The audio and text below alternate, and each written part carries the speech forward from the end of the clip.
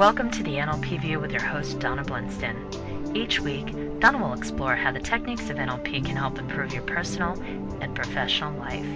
And now, here's your host, Donna Blinston. Hello and welcome to the NLP View. My name is Donna Blinston. Today's guest was meant to be Dr. Richard Gray, but unfortunately, due to the events of Storm Sandy, he cannot make it with us this evening. So, I am going to talk about PTSD with June Stoyer, who's a producer of The Organic View, and discuss my experience and look at the research that's there and available about PTSD and how we can support people, especially with Veterans Day coming round, but also the police, the civil servants, firemen, and everybody else who also suffers from PTSD. PTSD affects thousands of state and local police officers, as I've said, firefighters, servicemen and women, as well as everyday citizens. PTSD, post-traumatic stress disorder, is a psychiatric disorder that can occur following the experience or the witnessing of a life-threatening event.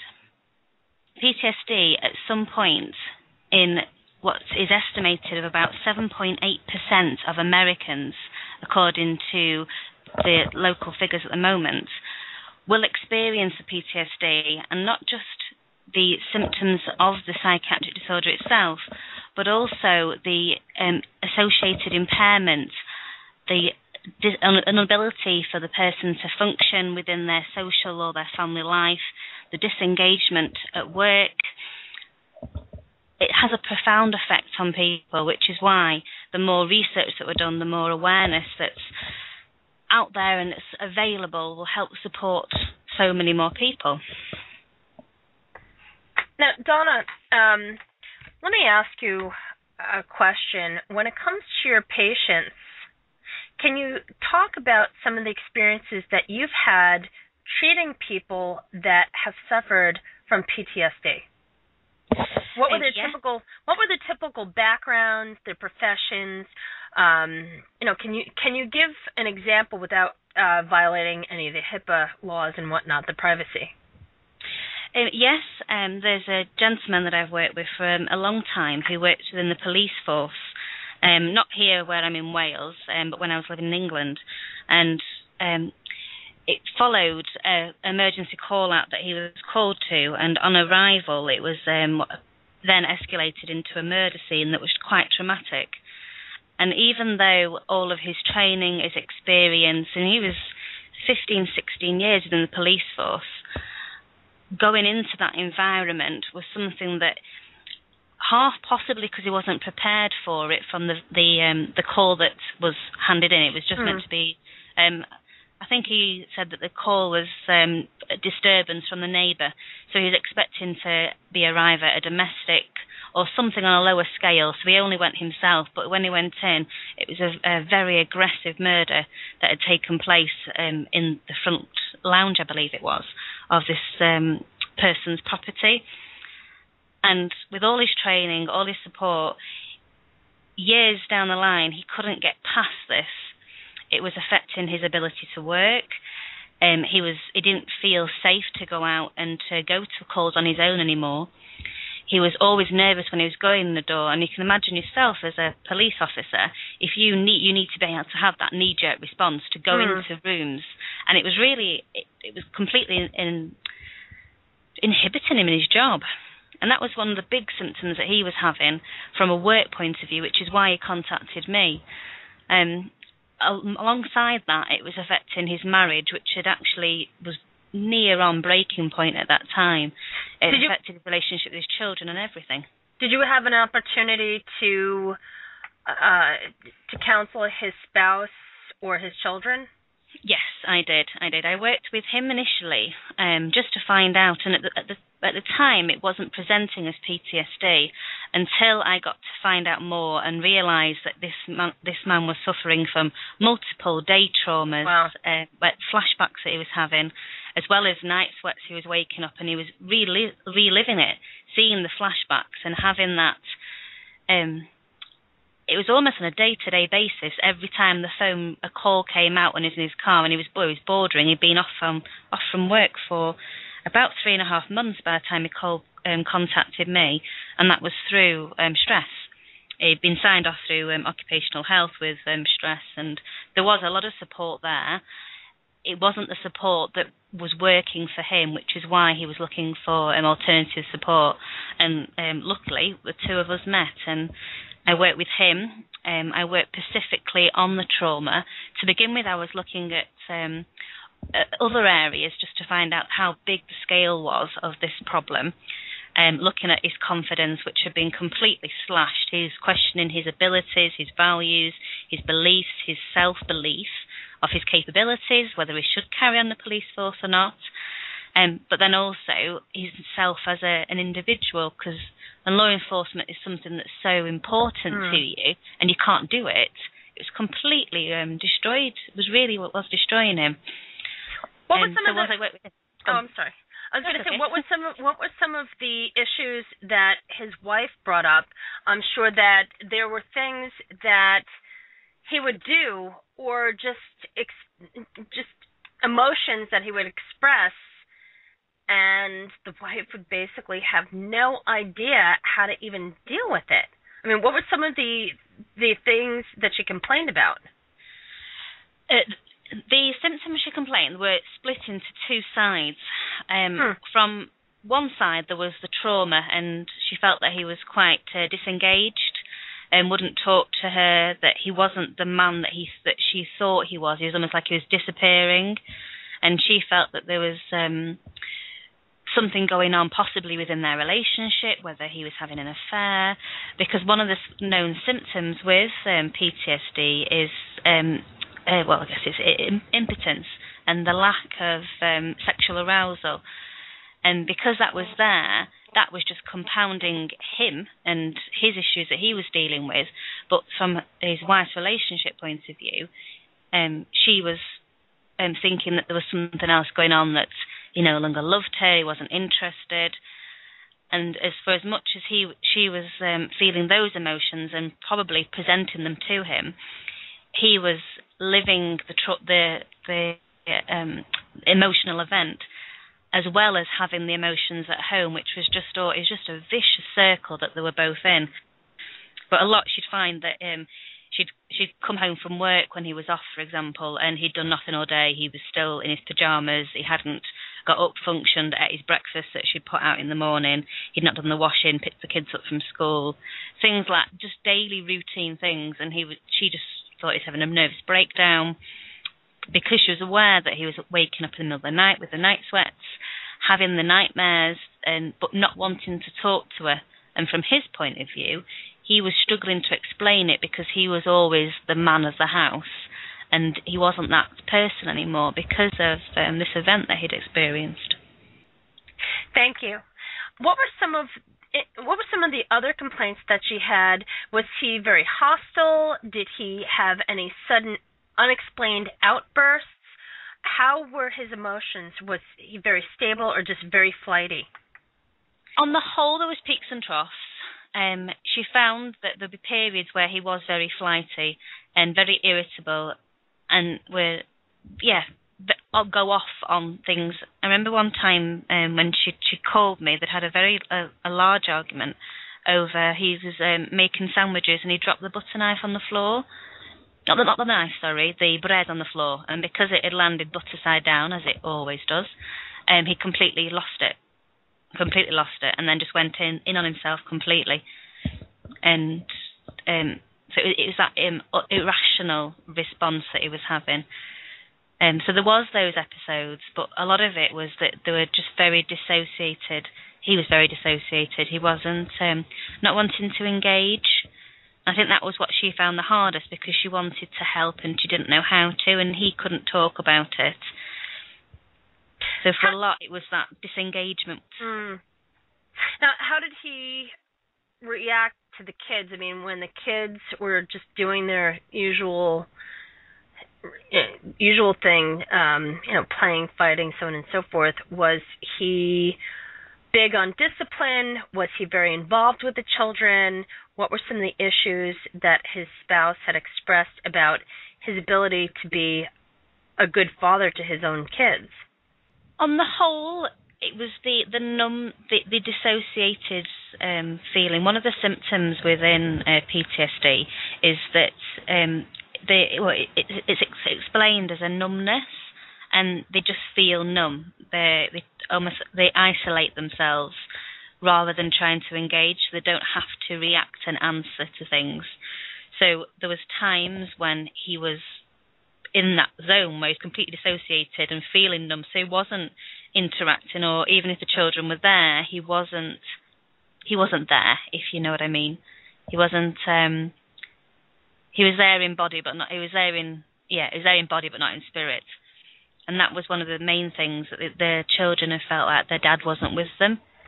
And of course they were worrying that it was dementia, that he'd had a stroke. They were thinking more of a psychiatric known psychiatric mental health problem, like the nervous breakdown, midlife crisis, those kind of things that they were thinking he was experiencing, not associating it with the trauma that he'd experienced at work. Now, in regards to his ability to communicate love and affection, was he even able to express his love for his kids and his spouse? Not really. There was a love there, but it wasn't the romantic love that the wife was used to, and the children. It was a pitiful love. I think the eldest boy explained to me that he felt like his dad was I'm trying to remember the wording he said, but it was around a pitying love, that his dad was always sad, and that he was trying to be there, and he was feeling sorry for the way he was being, and it was those emotions that were wrapped up in love that his son was picking up on, as much as, rather than it being that there wasn't love there, it was just that there was an emotion, a sad emotion with the love all the time.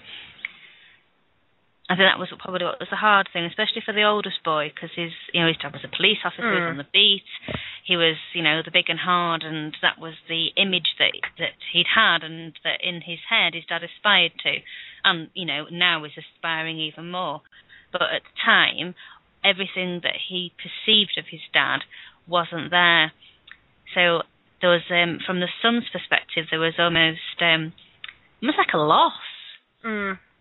And it was like a loss and a guilt and an awkwardness, I think, was one of the quotes that when I met with his son, that he just felt awkward. He didn't know what to do, what to say, if to say anything. He was always out rather than being in, which of course that all it spirals everything together. What about coworkers and relations with his superior or his superiors at work? I mean, did he have issues following orders? I mean, how did this impact his job, other than the fact that he was just, in this state of trauma? Did he have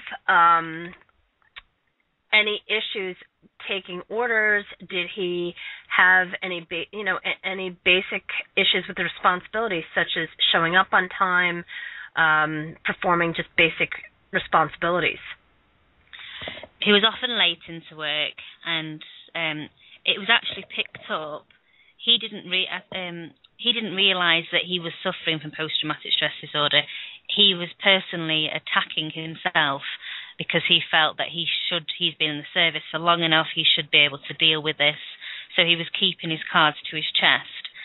So he was being questioned in a loyal, supportive way by colleagues and senior employees, his line managers and so forth.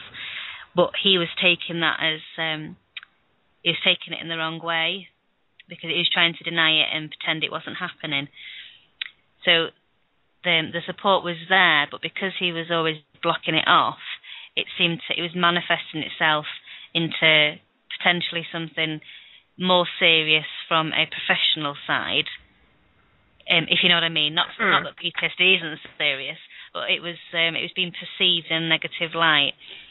But it was one of his line managers that identified and was, wanting to go back through what has happened recently and reflect on previous events. And it was one of them that identified that something's gone on, that we need to have a peer review. And I think he was referred through the police to a psychiatric team.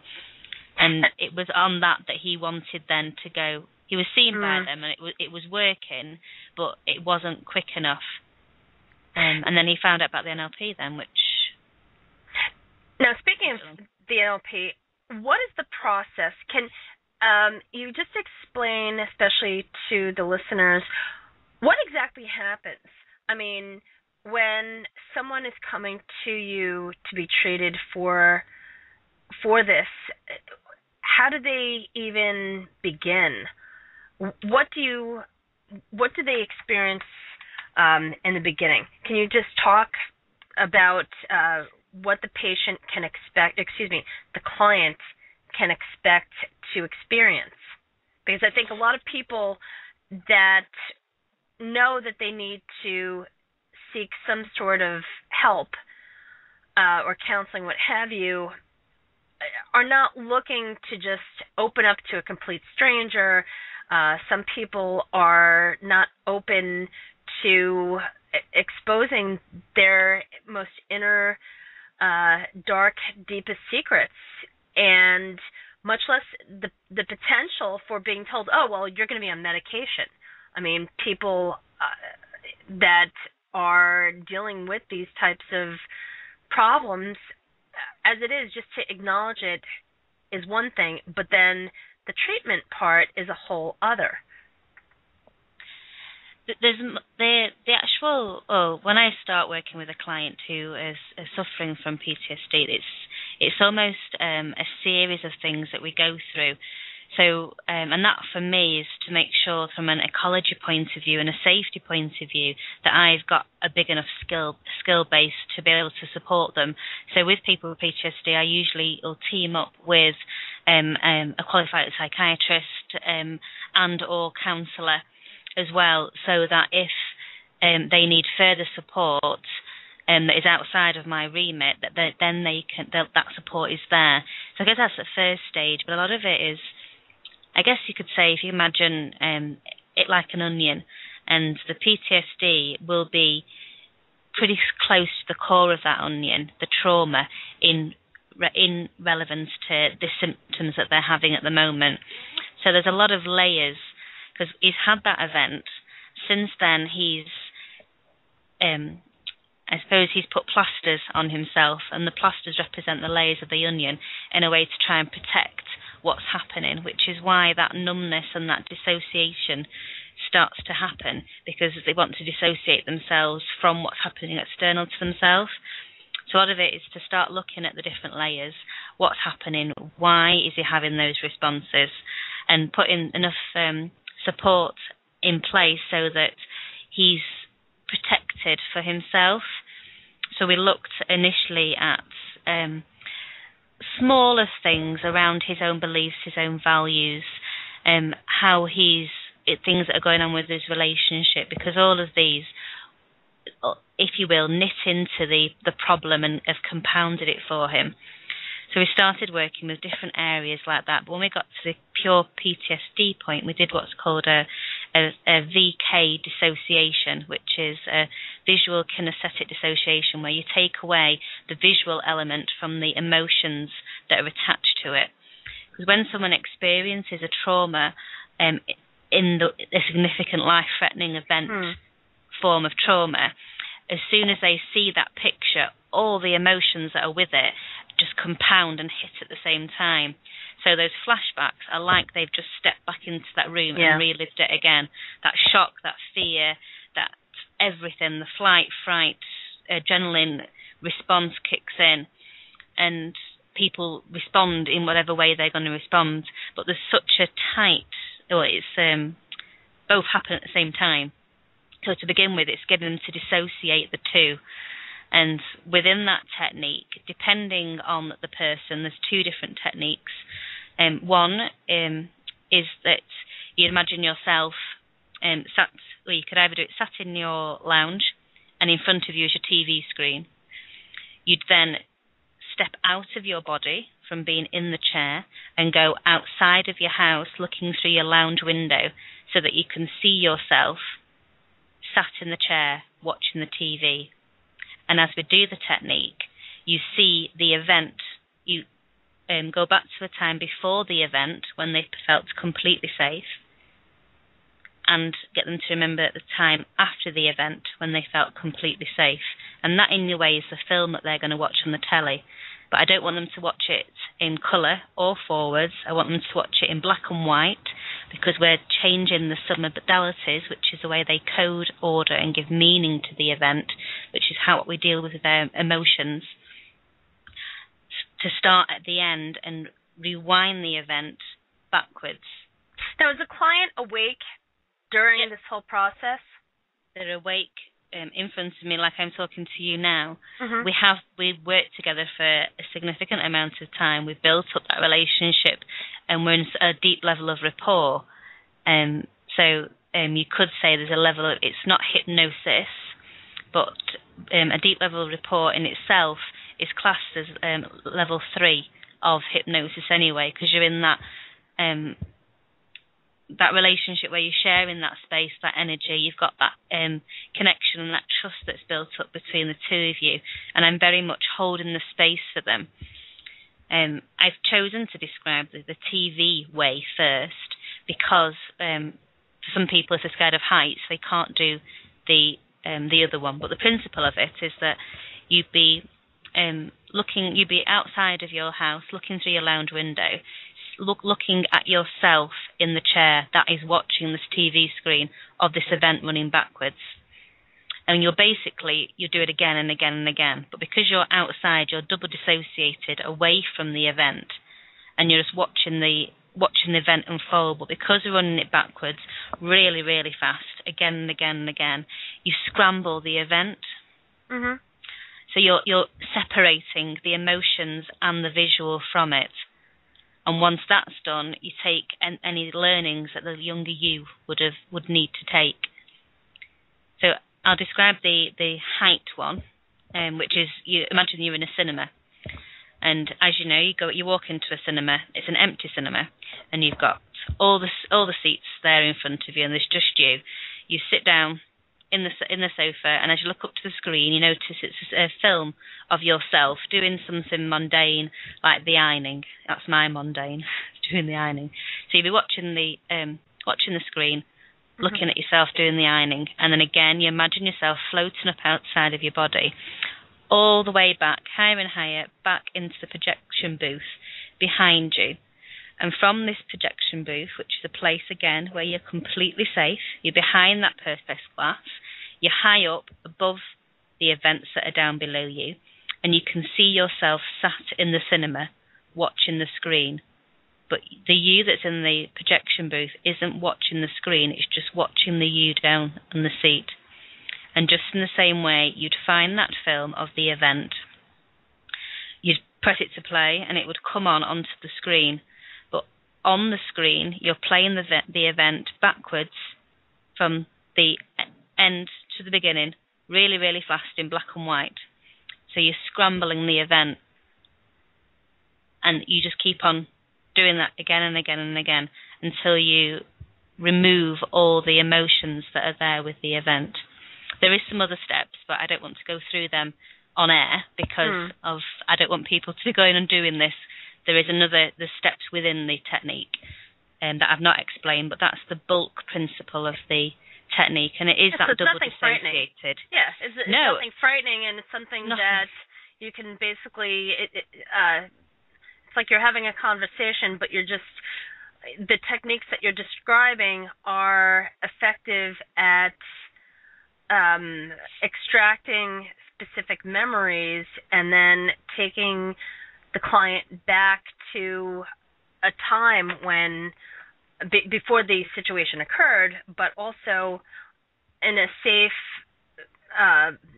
method of being able to just think about that situation, the negative situation, the traumatic situation, without having to expose themselves to more mental trauma. And, for anyone that has had any type of traumatic experience, your mind is like a prison, especially when you're thinking about it over and over and over. And by the technique that you just described, it really does help the client go back to a time where it was safe, it was peaceful, it was happy, or just indifferent, but it wasn't negative. Yeah. And then be able to look at the event that happened and see it from a different perspective, where there was no pain, there was no trauma, to just take the event and look at it as just for what it was. It is. And the technique that I've described is also known as the phobia cure. And it literally does take 5 minutes. And I mean, I use the technique itself umpteen times for pure phobias, for traumatic events, not as traumatic as as PTSD, but then it's also available for PTSD. But as I say, before you'd go in with that on PTSD, there'd be other things that you'd look at. Because often with the PTSD, they've lived those symptoms for a long time. They've learnt the patterns of behaviour from having the PTSD. So there's a lot of things that need to be addressed, need to be looked at. We can remove the trauma and their association with the trauma that initially started it all off. But on top of that, you then need to go in and look at the dynamics of the relationship, how they are at work, the confidence that has changed, their beliefs, their values, their ability to interact with other people. There's a lot of things that go on. I mean, there's some people that I've met that they've been suffering from PTSD for 10, 15, 20 years. And didn't even know it, right? Didn't note it. They thought they'd had a nervous breakdown. Somebody else was told they've got bipolar. Other people have been told that because they've smoked drugs in the past, that it's drug-related. And, it evidently isn't. It's just not. It wasn't always recognised, especially when you're looking, at earlier wars. It was seen as... the word's gone completely from my mind. Shell-shocked. Shell-shocked, yeah. Now, Donna, don't you talk about this in your book, Psychobabble? Do you offer any descriptions as far as people enabling themselves to either assess their own issues or perhaps look at different symptoms that others are displaying? Yeah, there is techniques that I go through in Psychobabble. I don't give this individual technique just because of the form of technique that it is. But I do go into many techniques that would help with the building the relationships, with identifying with the different feelings that they're going through, to understand how their brain has coded and given meaning to different events from their past, and how they can change that just by moving that event. Because often when you're in a negative event and you experience all the emotions to it, the event is literally over you. We've all heard the saying that something is like a black cloud hanging over my head. And for those people, that is exactly where they're holding it. So by just moving that black cloud, literally through changing their way they give meaning and their space association away, we can sort that for them. And Donna, there's so much to be learned in your book, Psychobabble, as well as your new pocket book, or pocket series. Yes. If you want to just share that briefly with the audience. There's one called my 10 top tips for clearing your mind. I'm almost doing one on 10 top tips to help people with PTSD, and then also the 10 tips for building and resolving relationships. And all of those books will be available this holiday season on Kindle. So congratulations, Donna. That's really tremendous. I mean, you're doing so much good work with your mastery of NLP and just helping so many people recover from so many deep issues. It's just such a privilege to be able to work with you. Thank you, June. Thank you. It's a pleasure myself. I love it. It's part of my every waking hour. It's wonderful. It's a gift for myself, let alone for the people that I can help. And folks, thank you so much for tuning in tonight, and please be sure to pick up a copy of Donna's book, Psychobabble. And once again, Donna, give the audience your website and also the information about your upcoming workshops. My website is donnablinston.com. You can contact me through there. My up-and-coming workshops are on relationships. I'm looking at phobias and traumatic events and how people can learn to resolve them to improve their own life. I'm also looking at how we can use NLP to support people within work, returning to work from maternity, and many others. All of them will be on the website. I'm aware we're running out of time. Thank you for tuning in. I look forward to speaking with you all next week on the NLP View.